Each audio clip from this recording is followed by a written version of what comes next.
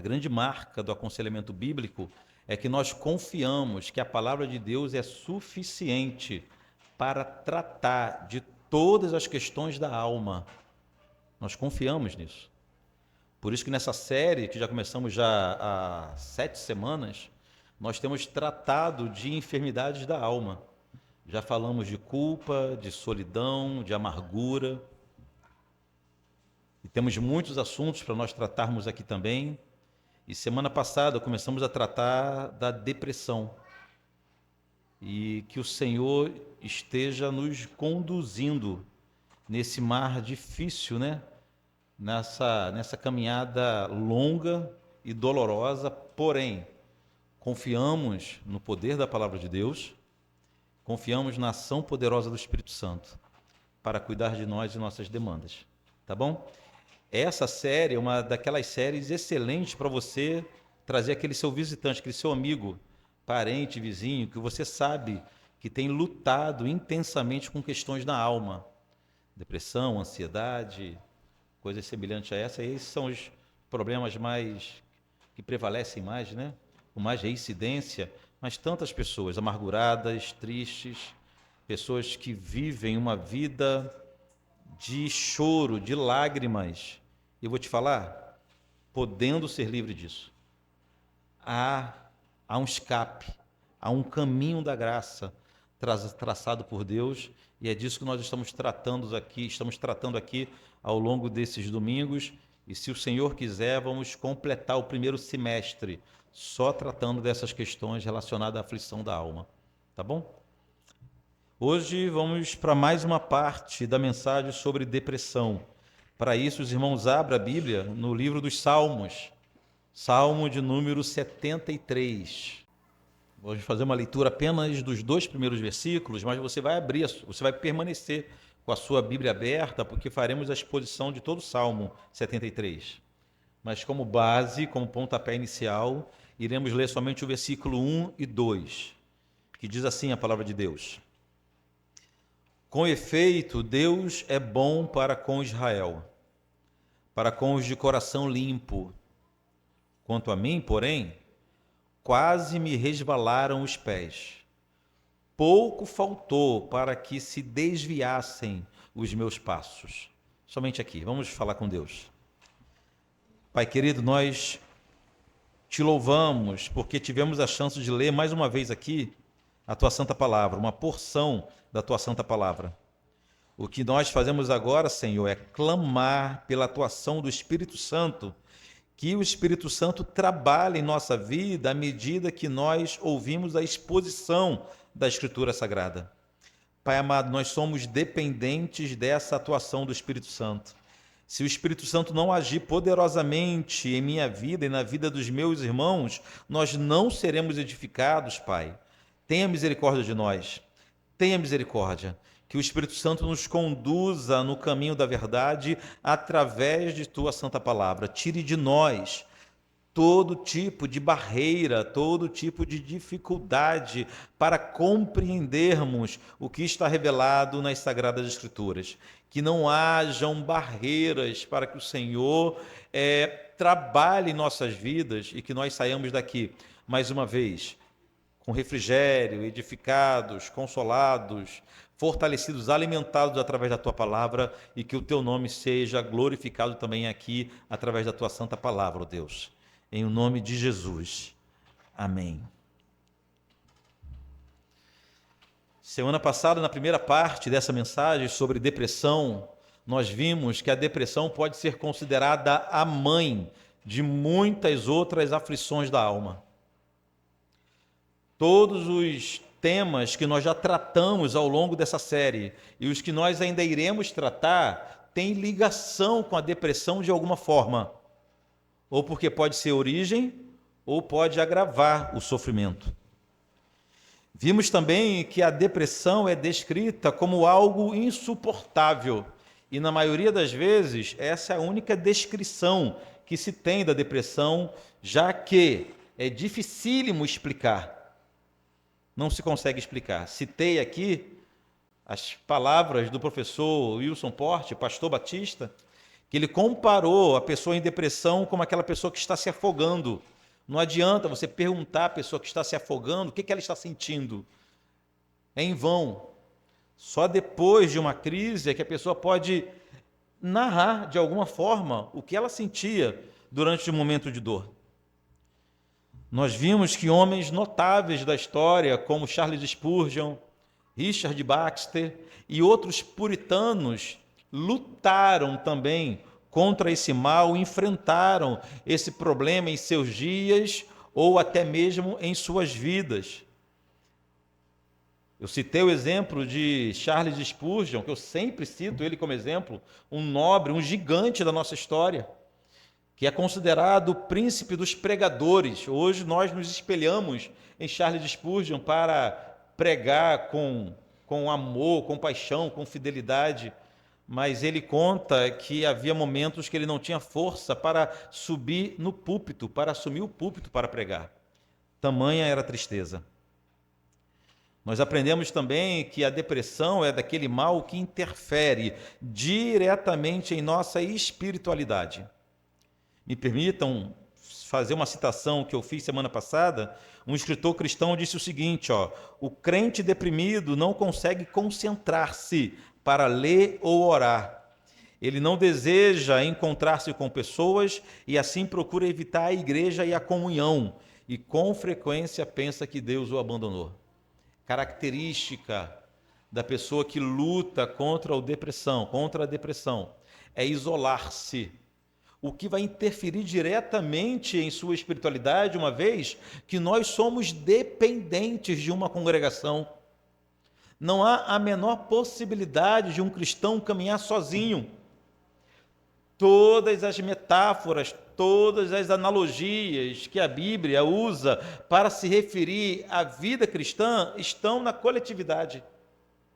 A igreja é chamada de rebanho, de exército, de família, de vinha, tudo apontando para a necessidade de estarmos sempre ligados uns aos outros.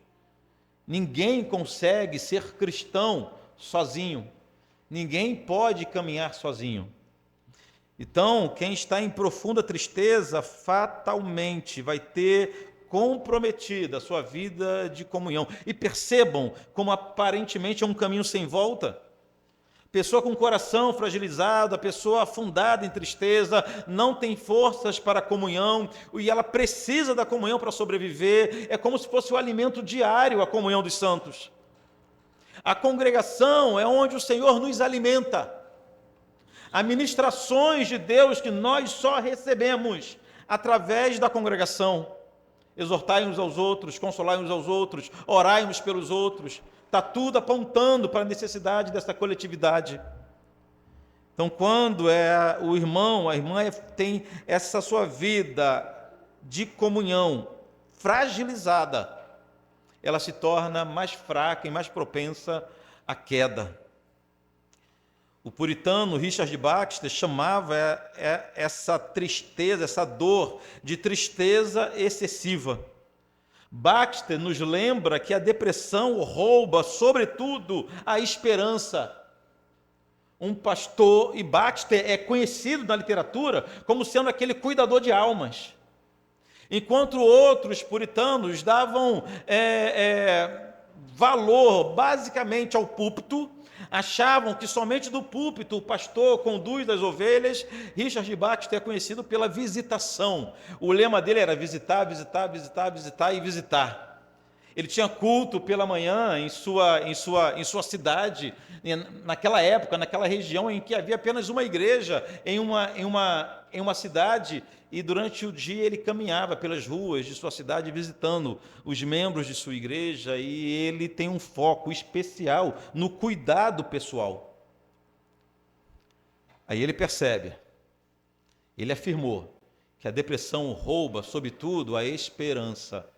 Segundo ele, as pessoas querem ter esperança, gostariam de ter esperança, mas não têm. Irmãos, o que nós estamos fazendo ao longo desses 3 domingos que começou semana passada é separar algumas possíveis causas da depressão em 3 grandes grupos. É isso que estamos fazendo. Na primeira mensagem, nós falamos de quando a depressão é causada por pecado pessoal. Vimos isso no Salmo 32, que Davi sentia dores físicas, geradas por uma grande tristeza, resultado de uma consciência pesada por causa de pecado não confessado. O Salmo 32 nos dá o exemplo de quando nossas dores internas, de quando nossas lágrimas sem fim, de quando o nosso sofrimento excessivo é causado por nossos próprios pecados. Vimos isso muito bem semana passada.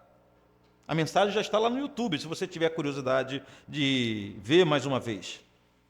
Em outras palavras, nesse primeiro grupo estão problemas como rancor, remorso, amargura, ressentimento.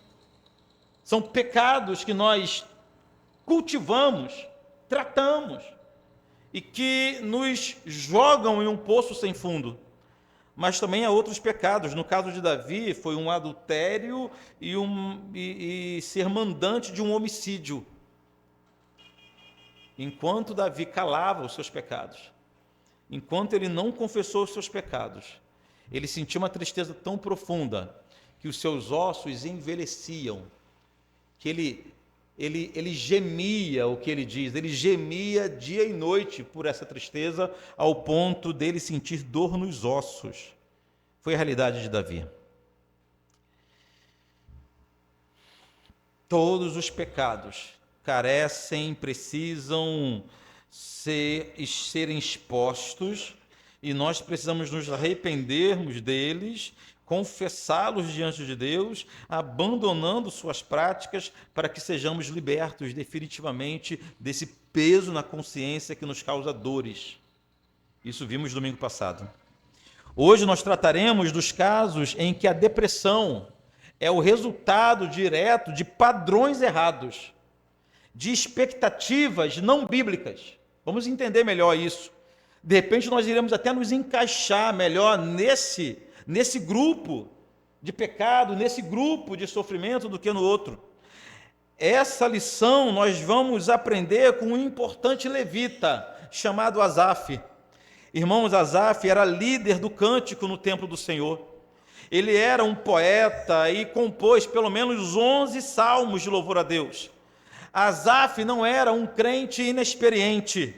Asaf não era um novo convertido com uma visão parcial sobre Deus. Não. Asaf era um cristão maduro. Asaf era um obreiro experiente. Asaf era alguém que tinha relacionamento profundo com Deus. Asaf era líder na congregação, mas nada disso foi capaz de impedir que ele caísse em um terrível abismo de dor. Sua experiência na fé, sua longa experiência de fé não o impediu de entrar em grande angústia. Apesar de toda a sua bagagem, apesar de todo o seu conhecimento, apesar de toda a sua experiência com Deus, apesar de toda a sua maturidade, era um homem maduro na fé. Mas apesar disso tudo, Asaf caiu em depressão. Primeiro, vamos tentar entender o tamanho dessa tristeza de Asaf.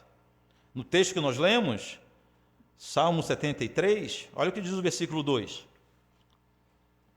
Quanto a mim, quase me resvalaram os pés, pouco faltou para que se desviassem os meus passos.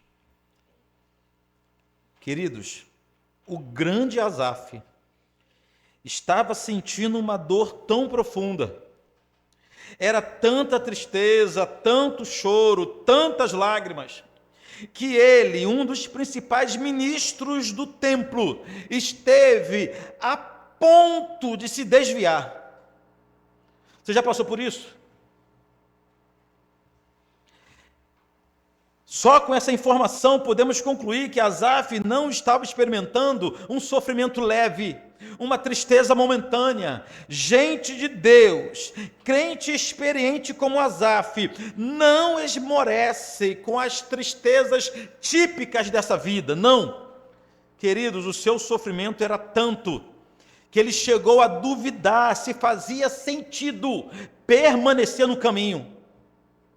O seu sofrimento era tanto que ele começou a duvidar se tinha coerência ele permanecer firme na fé, considerando tanto sofrimento. A versão NVT da Bíblia, esse versículo está assim, quanto a mim, quase tropecei, meus pés escorregaram e quase caí.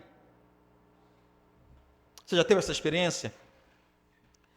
Queridos, Asaf estava confessando que ele não via sentido algum em permanecer com tanta fé e com tanta dor em seu peito. Ele olhou para a sua fé, ele olhou para a sua dor, e a dor estava maior do que a fé. Havia um conflito interior dentro do homem de Deus, um conflito, uma guerra travada entre a dor e a fé, e a dor estava suplantando a fé. A fé estava perdendo essa batalha. Ele pensou seriamente em abandonar o caminho de Deus.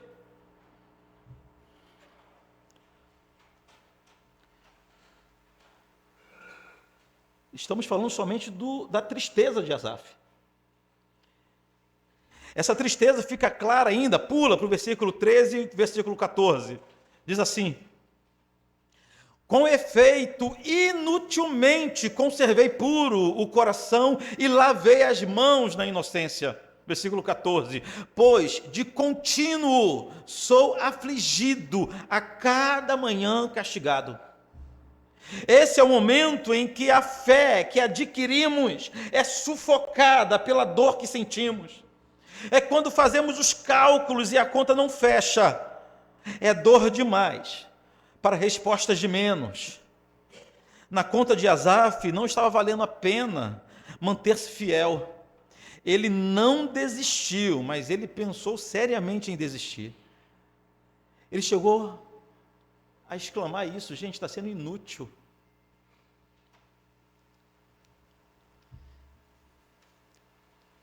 Eu leio a Bíblia, leio e continuo sofrendo. Eu oro e continuo sofrendo. Eu não falto um culto e continuo sofrendo. Essa era a matemática de Asaf. Eu vou repetir, não era um neófito, não era um recém-convertido. Era um homem experiente na fé. Nesse ponto, a confissão de Asaf faz lembrar de muitos crentes bons, gente sincera, mas que acreditaram em uma proposta mais atraente de evangelho, um evangelho mais positivo, um evangelho mais alto astral, um evangelho que promete sonhos realizados, um evangelho que promete uma reestruturação na vida, ao ponto de você viver sempre de fé em fé, de glória em glória, de vitória em vitória. Asaf nem era desse tipo de gente, mas me faz lembrar esse tipo de crente. O evangelho do pare de sofrer, porém que mais cedo ou mais tarde a realidade bate na porta e a dor chega tão intensa que a fé perde o sentido. A teologia do sofrimento é uma teologia negligenciada em muitos púlpitos. Daí o fato de muitos irmãos nossos, de novo, gente boa, gente sincera, crente de verdade, esmorece, se escandaliza, abandona a fé, porque acreditou em um falso evangelho, uma falsa pregação, onde ninguém lhes alertava o seguinte: a catástrofe pode acontecer, inclusive na tua vida. Prepare-se para isso. Esse é o evangelho de verdade. Voltando para Asaf, era tanta dor que Asaf concluiu que inutilmente conservei puro o coração. É o mesmo que dizer que de nada adiantou ser cristão. É a mesma coisa. É a mesma coisa. Em outra parte do Salmo, Asaf falou mais sobre seu sofrimento. Pula para o versículo 21 e 22. Diz assim: quando o coração se me amargou e as entranhas se me comoveram, eu estava embrutecido e ignorante. Era como um irracional em tua presença. Os irmãos conseguem perceber a seriedade dessas palavras? Em primeiro lugar, o levita Asaf está dizendo que o seu coração estava tão dolorido que ele sentia dores físicas. As entranhas se me comoveram. Não era apenas uma dor subjetiva na alma. Não era apenas uma sensação no espírito, não. De novo, da mesma forma que aconteceu com Davi, ele narra no Salmo 32, esse sofrimento de Asaf resultou em sintomas físicos. As entranhas se comoviam, as entranhas se mexiam. Já no versículo 22, ele diz que de tanto sofrer, ele perdeu a racionalidade. Compreende a seriedade disso? A sanidade mental de Asaf foi embora por causa do sofrimento. Quando ele diz que era como um irracional, quer dizer que ele estava se comportando como um animal. Agora a versão NVI, esse versículo está assim: agi como estúpido e ignorante. A minha atitude para contigo, falando com o Senhor, era de um animal irracional. Queridos, Asaf confessa que além das dores físicas, ele perdeu a capacidade de raciocinar devidamente. Ele perdeu a capacidade de fazer julgamentos. Ele perdeu a capacidade de considerar tudo o que ele estava vivendo à luz da palavra de Deus, à luz da vontade do Senhor. Não adiantava ninguém falar com ele, pois sua mente já estava bloqueada. Asaf perdeu a razão. Asaf perdeu a razão, perdeu a racionalidade e, pelo que ele próprio diz, ele passou a viver por impulsos, sem pensar no que estava fazendo, movido por emoções, que é algo completamente ao contrário da proposta do Evangelho para a nossa vida. Se tem algo que o crente não pode fazer, é viver por emoções. Nossas emoções são enganosas, são falhas, nosso coração é corrupto e mentiroso. Mas Asaf, ele conta que ele não conseguia pensar direito. Ele não conseguia calcular direito seus atos e suas ações.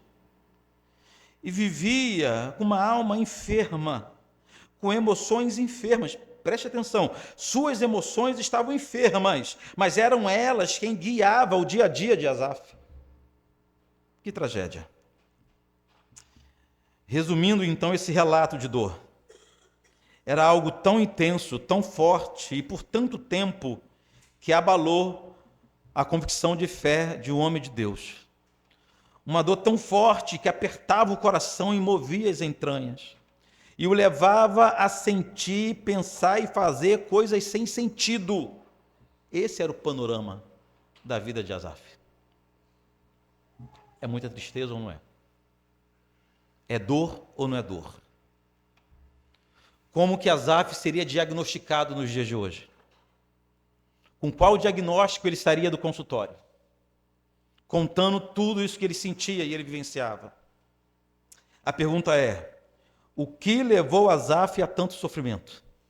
O que foi? O que aconteceu para que um homem de Deus, de novo, eu vou lembrar toda hora isso, um homem experiente, com vida com Deus, um homem que conhece a vontade do Senhor, ministro da casa de Deus, um compositor de pelo menos 11 salmos, dos que nós temos na Bíblia. O que levou um homem de Deus a tanto sofrimento ao ponto de quase perder a fé? Ele próprio nos responde. Asaf reconheceu que a razão do seu sofrimento era porque os seus padrões estavam contaminados. Asaf sofria por perseguir padrões humanos para a sua vida, padrões não bíblicos para a sua vida. Asaf reconheceu que o seu sofrimento começou quando ele se tornou descontente com o que Deus lhe deu e passou a perseguir uma realização pessoal segundo os padrões pecaminosos desse mundo. Ele reconhece isso.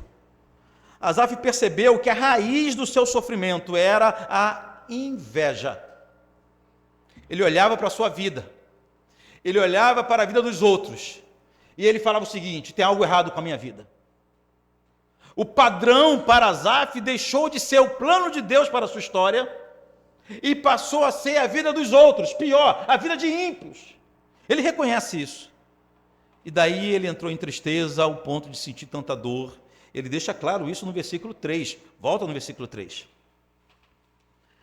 Pois eu invejava os arrogantes ao ver a prosperidade dos perversos.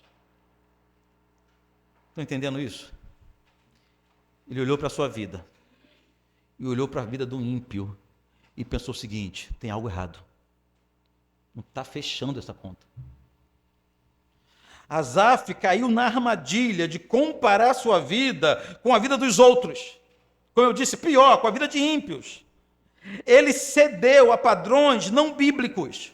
Seus valores, suas expectativas, seus desejos, suas metas, seus objetivos de vida estavam agora contaminados, corrompidos. Seus valores, suas expectativas, seus desejos, suas metas, seus objetivos de vida tornaram-se todos antibíblicos.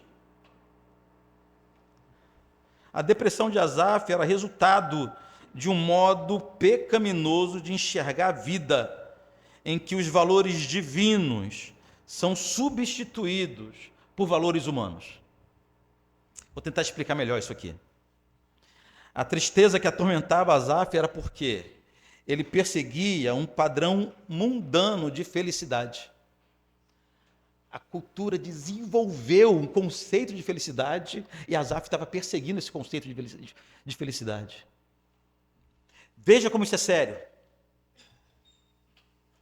Efésios capítulo 2 diz que outrora, nós andávamos segundo o padrão desse mundo, seguindo o espírito da desobediência e tudo mais. Então nós concluímos que há um espírito maligno, satânico, operando na humanidade caída. Esse espírito que dita valores, conceitos e regras. Aí Asaf estava perseguindo esse conceito de felicidade criado pelo mundo, com influência satânica. Ele perseguia um padrão mundano de família feliz, por exemplo. Ele perseguia um padrão mundano de realização no casamento. Ele perseguia um padrão mundano de beleza física. O mundo diz o que é belo, e Asaf estava acreditando. Ele perseguia um padrão mundano de vida financeira estável. Deveria estar uma loucura a vida desse levita. Vê se não é isso tudo que ele fala a partir do versículo 4. Olha o que diz. Para ele, está falando dos ímpios, não há preocupações. A ideia aqui realmente é de uma estabilidade financeira. O seu corpo é sadio e nédio, forte, né? Versículo 5. Não partilham das canseiras dos mortais, nem são afligidos como os outros. Eu estou falando, até você está ficando com inveja, fala a verdade, confessa aqui. Eu vou até que a proposta.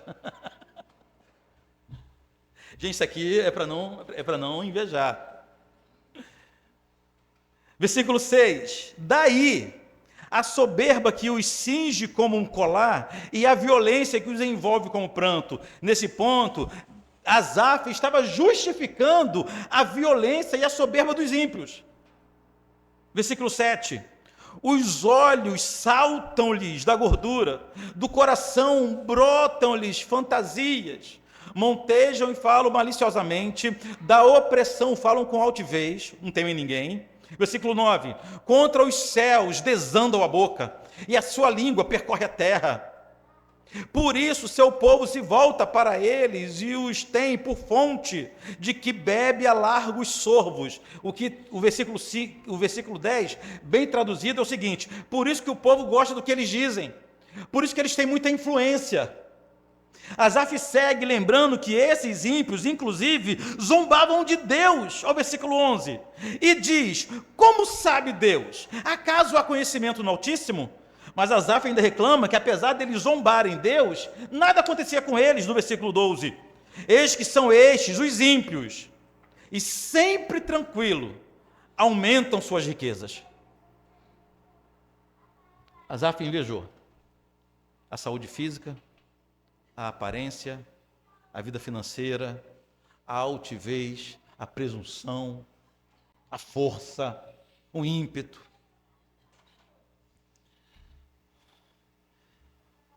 Para Asaf, esse é o retrato falado de um homem feliz. Saúde física, corpo sarado, finanças em dia, tudo que deseja conquista, influência na sociedade. Para ele, esse é o homem feliz de verdade. E ele olhava para si, eu não sei como é que era a aparência física de Asaf, mas fica claro aqui que ele era descontente. Questões financeiras. Se de fato era um levita ainda, aos moldes do início do ministério levítico, não tinha renda, não tinha possessão, não tinha nada. Vivia da ajuda dos irmãos, vivia dos dízimos das outras tribos. Motivo zero para ser soberbo, para ser arrogante, para ser influente. Ah, irmãos, mas para Asaf, esse era o retrato falado de um homem feliz. Ao cair na cilada de perseguir os mesmos valores dos ímpios, o homem de Deus entrou em depressão. Vejam bem agora se não é a mesma armadilha em que todos nós podemos cair, se é que já não caímos nessa armadilha. É possível, irmãos, que grande parte do teu sofrimento, olha aqui para mim agora, é possível que grande parte do teu sofrimento seja por você insistir em perseguir padrões antibíblicos para a tua vida. Eu vou te dar alguns exemplos. Primeiro, quantas pessoas vivem infelizes porque o seu casamento não é como os casamentos dos filmes de romance. O seu padrão de casamento é o que aparece na novela, no filme. O seu padrão de casamento é o que você conhece pela ficção. E as pessoas ficam infelizes com isso. Quantas pessoas vivem felizes porque acreditaram no que o mundo ensinou, de que somente com estabilidade financeira alguém pode ser feliz de verdade? Quantos de nós perde a linha, perde a paz, quando o dinheiro acaba dentro de casa? Sem perceber, nós tornamos o dinheiro nosso Deus. E ele traz tranquilidade, ele traz paz, traz harmonia entre o casal. Que loucura é essa? Influência maligna, pressuposições malignas.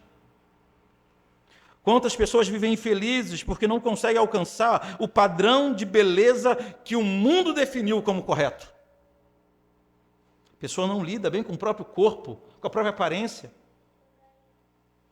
Eu falei aqui outros dias de um rapaz que tem problema que o cabelo começou a cair. Um belo homem, um homem bonito e financeiramente estável, com um negócio, com uma família linda, e ele entrou em desespero quando começou a perder cabelo. Mas tantos outros são descontentes com altura, com peso, com cabelo, com, sei lá, com nariz, com orelha, com pé, com o jeito de andar. E você procura e você encontra problemas em você mesmo, possivelmente porque os seus padrões estão contaminados há muito tempo. Quantas pessoas vivem infelizes por uma limitação física? Quantas pessoas vivem infelizes porque não recebem o reconhecimento que o mundo diz que elas merecem? Eu já perdi a conta dos casos que chegaram até nós. De, por exemplo, mulheres infelizes porque contavam que teriam um reconhecimento melhor do marido, dos filhos, do neto, sei lá de quem mais. Homens infelizes porque contavam que teriam um reconhecimento melhor da esposa. E isso tudo é bom, isso tudo é bom. Mas como eu disse no último domingo, passa a ser uma droga, passa a ser um monstro, se nós nos tornamos dependentes dessas coisas. Quantas pessoas vivem infelizes porque acreditaram que só é realizado de verdade quem casa e tem muitos filhos. Como se fosse um padrão estabelecido por Deus, obrigatório para a felicidade. Quantas pessoas vivem infelizes porque depositaram nos filhos, nos netos, na família, no cônjuge, sua esperança de felicidade. Esquece que casamento é a união de dois pecadores. Um livro fabuloso que nos ensina isso é Quando Dois Pecadores Dizem Sim. Procura esse livro. Quantas pessoas vivem infelizes porque depositaram na carreira profissional toda a sua esperança de realização. Traçar metas é saudável. É importante você, profissionalmente, saber onde você quer chegar. Mas prepare-se para isso não acontecer, se for o caso. Não se desespere se isso não acontecer. Há vários fatores que precisam colaborar, inclusive a vontade de Deus. Sei lá se é a vontade de Deus que você chegue onde você quer chegar, eu não sei. E talvez nem você saiba. Talvez nem você se perguntou, pai, é para eu chegar, é para eu fazer, é para eu tentar? Mas hoje nós temos uma gama muito grande de pessoas infelizes, porque são frustradas profissionalmente. Eu poderia passar aqui o dia inteiro citando exemplos de expectativas erradas que afundam muitas pessoas em um poço de dor. Muitos exemplos. Eu já citei aqui para vocês o caso de um pastor que me disse que, o pastor de uma igreja grande, ele me disse que a maioria, isso me deixou assustado, não é um ou dois, a maioria dos jovens de sua igreja sofre de depressão ou ansiedade porque chegaram aos 25 anos de idade e não criaram uma startup de sucesso, uma empresa de sucesso. Olha a frustração. Você tem uma gama de jovens doentes porque tem expectativas não bíblicas, erradas para a sua vida. Soube do caso de uma adolescente que desenvolveu depressão por não ter a vida financeira igual de seus colegas de escola. Padrões mundanos de felicidade. Há muitos casos de irmãos nossos que vivem hoje em profunda dor porque um dia eles oraram com toda a fé pela cura de um ente querido e a cura não aconteceu. A pessoa cai em depressão. Padrões mundanos. E veja que esse é um padrão mundano gospel, que é acreditar que a cura sempre virá, que o milagre sempre vai acontecer, que Deus sempre vai agir do jeito que você quer, porque ao seu favor Ele sempre vai agir, mas muitas vezes Ele vai agir ao seu favor dizendo não à tua oração. Mas aí, por falta de compreensão bíblica, a pessoa cai em depressão.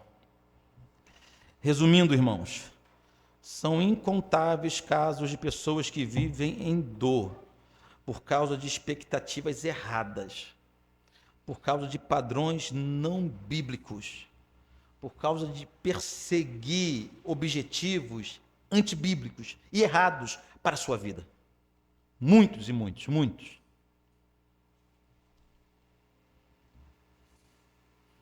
Eu sei que é muito empirismo, né? Mas eu chego a acreditar que a maioria dos casos se encaixam aqui nesse grupo. Pessoas deprimidas por causa do descontentamento em alguma área de sua existência. Seguindo, já entendemos o grau de sofrimento de Asaf, já entendemos também a causa do seu sofrimento, mas, irmãos, graças a Deus, os verbos aqui nesse salmo estão todos no passado. Asaf já tinha saído desse mar de lágrimas que ele descreveu no Salmo 73. Então, o que mais nos interessa agora? O que mais nos interessa agora é o que livrou Asaf dessa tristeza. O que o homem de Deus fez para se livrar dessa agonia profunda? Qual passo ele deu? Ou o que aconteceu em sua vida para ele se libertar definitivamente dessas lágrimas? Ele mesmo nos conta que sua realidade só mudou, preste atenção aqui em mim, sua realidade só mudou quando ele voltou para a presença de Deus. É o testemunho dele, no versículo 17. Até que entrei no santuário de Deus e atinei com o fim deles, O primeiro passo foi entrar no santuário de Deus. Vamos tentar entender esse ponto melhor. Irmãos, o santuário representava a habitação de Deus aqui na terra. O santuário era um lugar físico, onde Deus escolheu para manifestar a parte de sua glória entre nós. O Senhor consagrou, foi ideia do Senhor. O templo, o tabernáculo e depois o templo não são invenções do homem. Foi Deus quem ordenou que os homens separassem o lugar onde Ele, o Senhor, pudesse habitar e manifestar sua glória. Os homens iam ao santuário, o sacerdote tinha acesso à parte, à porção visível da glória de Deus. Asaf diz que tudo mudou quando ele entrou no santuário. Tudo mudou no momento em que ele entrou, ou melhor, que ele voltou para a presença de Deus. Então, há pelo menos duas grandes questões que precisamos considerar nesse ponto. A primeira, por quanto tempo esse homem que era ministro de louvor, que era líder do povo de Deus, por quanto tempo ele esteve afastado da presença de Deus? É possível que parte do seu ministério tenha sido já afastado da presença de Deus, porque a pessoa pode estar ministrando, pode estar cantando, pode estar pregando, pastoreando uma igreja, e ainda assim está fora da presença de Deus. Nós não sabemos. O que nós sabemos é que esse homem estava afastado da presença de Deus por muito tempo, pelo menos o tempo que perdurou seu sofrimento. Em segundo lugar, por quanto tempo ele precisou sofrer intensamente até que se despertasse para a necessidade de voltar para a presença de Deus? Não sabemos. Quanto tempo durou o sofrimento até que um estalo viesse somente, até que o Espírito tocasse em sua consciência. Ah, queridos, nós podemos traçar um paralelo facilmente entre a história de Asaf e a história do filho pródigo, lembra? Como Asaf, o jovem percebeu que sua grande derrota foi quando ele decidiu sair da casa do pai. Não foi quando ele quis dinheiro. Não foi quando ele quis a sua herança. Mas quando ele saiu da casa do pai. Foi no sofrimento. Preste atenção, foi no sofrimento que ambos, o filho pródigo e Asaf, perceberam que nada substitui a presença de Deus, que é na presença de Deus que vidas são transformadas. O aflito encontra refrigério, o cansado encontra repouso, o náufrago encontra terra firme e todos encontram paz, mas somente e tão somente na presença de Deus. Asaf fez a conta errada. No lugar de contabilizar a sua vida, considerando a vida dos ímpios, a conta que ele deveria fazer seria o seguinte: se aqui na presença de Deus está difícil, se tendo o Senhor como porto seguro, como Deus forte, se tendo o Espírito Santo como companheiro fiel e consolador nas dores, está difícil, imagine fora. Imagine fora. Ele volta para a presença de Deus. Essa aí. Salmo 16, versículo 11. Eu vou ler para os irmãos. Salmo 16, versículo 11. Tu me farás ver o caminho da vida. Na tua presença há plenitude de alegria, e na tua destra, à sua direita, delícias perpetuamente. É palavra de Deus, irmãos. Não são minhas palavras. A palavra de Deus está dizendo que na presença do Senhor há plenitude de alegria. Há delícias perpetuamente. Há uma impossibilidade do nosso coração permanecer triste, afogado em lágrimas de tristeza, na presença de Deus. Asaf encontrou alívio, encontrou cura para sua dor, simplesmente ao voltar-se à presença do Senhor. Mas preste atenção, um detalhe importante. Do lado de fora, nada mudou. Tudo aquilo que causava sofrimento em Asaf continuava acontecendo. Preste atenção aqui em mim. O ímpio continuava prosperando. O ímpio continuava forte, bonito, popular, influente. Asaf continuava sendo um simples levita com as mesmas dificuldades de antes. O que mudou na presença de Deus foi o coração dele. A situação permaneceu a mesma. Na nossa cabeça, o Senhor, Ele muda a nossa realidade, mudando as situações, passando a foice no ímpio, né? Acabando com a vida dele, nos dando prosperidade, nos dando a cura, nos dando tudo aquilo que nós precisamos. Mas percebam, em Asaf nada disso aconteceu, nada disso aconteceu. A única mudança que houve foi o seu coração.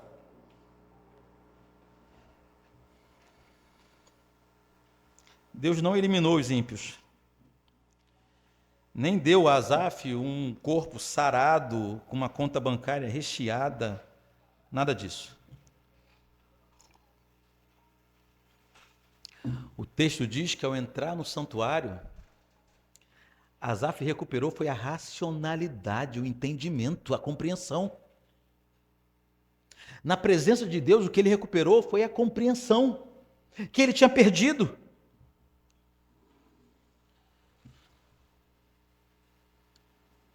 Os irmãos lembram que o sofrimento o fez perder a racionalidade, segundo ele próprio diz. Pois bem, agora ele conseguia entender as coisas do jeito que elas são. Olhem de novo o que ele diz aqui no versículo 17. Até que entrei no santuário de Deus e atinei, percebi, compreendi o fim deles. Seguindo no versículo 18. Tu certamente os pões em lugares escorregadios e os fazes cair na destruição, como ficam de súbito assolados, totalmente aniquilados de terror, como ao sonho, quando se acorda, assim, ó Senhor, ao despertares, desprezarás a imagem deles. Que compreensão! Nesse ponto pode parecer, mas Asaf não estava usando palavras rancorosas. Senão seria só inveja também, não é verdade? Aí eu sei que um dia o ímpio vai cair. Eu sei que dinheiro não traz felicidade. Ele poderia falar assim de forma rancorosa. Mas não foi isso. Asaf não está falando com ressentimento sobre os ímpios que ainda prosperavam. O que aconteceu, irmãos, foi que o servo de Deus recuperou na presença de Deus a capacidade de entender, em primeiro lugar, que todas as coisas passam. Que a prosperidade do ímpio vai passar. O ímpio vai passar com toda a sua glória. Ele conseguiu entender também que a sua dor também vai passar. Não vai passar em 1 ano, em 2 anos? Talvez, mas vai passar. Ainda que seja na eternidade, mas é passageiro. A Bíblia chama a nossa dor na história de leve e momentânea tribulação. Porque a nossa dor, ainda que seja uma vida de sofrimento, é nada comparada à eternidade que temos com Deus. Asaf recuperou essa compreensão que o mundo passa, o ímpio passa com toda a sua glória, discernimento que ele não conseguia ter antes. Agora sim, recuperada a compreensão, a racionalidade, ele seguiu para o final com seu belo testemunho. Asaf reconheceu que ele já tinha um verdadeiro tesouro, só tinha esquecido disso. Olha para mim aqui. Você já tem o verdadeiro tesouro, você só esquece disso de vez em quando. Ele percebeu que não precisava mais andar descontente, pois o que ele mais precisava já tinha, que era o Senhor ao seu lado. Versículo 23 ao 25 diz assim: Todavia, estou sempre contigo. Tu me seguras pela mão direita. Tu me guias com teu conselho e depois me recebes na glória. Quem mais tenho eu no céu? Não há outro em quem me compraza, enfim, em quem tenho satisfação, né? Em quem tenho prazer. Não há outro em quem me compraza na terra. Ah, irmãos, que mudança. O homem que invejava ímpios, agora se alegra em Deus. Descobriu que Deus é suficiente. Ele segue dizendo, ao versículo 26, ainda que a minha carne e o meu coração desfaleçam, Deus é a fortaleza do meu coração e a minha herança para sempre. Aleluia. Carne e coração. Pode ser corpo e mente. Ainda que eu, de uma forma integral, me desfaleça, me entristeça, o Senhor é minha fortaleza. A esperança, olha como termina esse testemunho no versículo 28. Quanto a mim, bom é estar junto a Deus. No Senhor Deus põe o meu refúgio para proclamar todos os seus feitos. Que mudança de quadro na vida desse homem. O homem sai de uma depressão profunda, de uma tristeza imensa causada pelo descontentamento. O homem sai de um buraco de lágrimas, de um rio de dor. Porque na sua vida nada acontecia da forma que ele desejava. E agora ele se alegra em ter simplesmente Deus ao seu lado. Para ele descobrir o que Deus... Por que nós temos essa dificuldade? Lembra quando eu falei aqui sobre solidão? Que nossa dificuldade com a solidão é porque nós não consideramos o Espírito Santo como uma pessoa, consideramos como uma lenda, como um mito. A mesma coisa acontece aqui. Se você parar de considerar Deus como um mito distante, como uma lenda criada pelos cristãos, se você passar a considerar Deus como a Bíblia diz que Ele é, o Deus Santo, ao teu lado, ao meu lado todo o tempo, queridos, você não vai precisar de mais ninguém para te satisfazer, você não vai precisar de mais nada para se sentir realizado. Você vai olhar as dificuldades dessa história, as dificuldades dessa vida, pela mesma ótica que Deus está olhando as suas dificuldades, passageiro, algo que vai finalizar a qualquer momento. Ah, irmãos, mas somente para aqueles que sabem que bom é estar junto a Deus. Como isso mudou? Se essa verdade mudou a vida de Asaf, muda a tua vida também. Quero finalizar com algumas aplicações para você colocar em prática ao longo da semana. Por coincidência, são 4, 6. Confesse, calcule, congregue e confie. Primeiramente, confesse. Reconheça que há grandes dores na tua vida e que muitas dessas dores são frutos de descontentamento. São frutos simplesmente de você ter planejado uma coisa e agora está vivendo outra.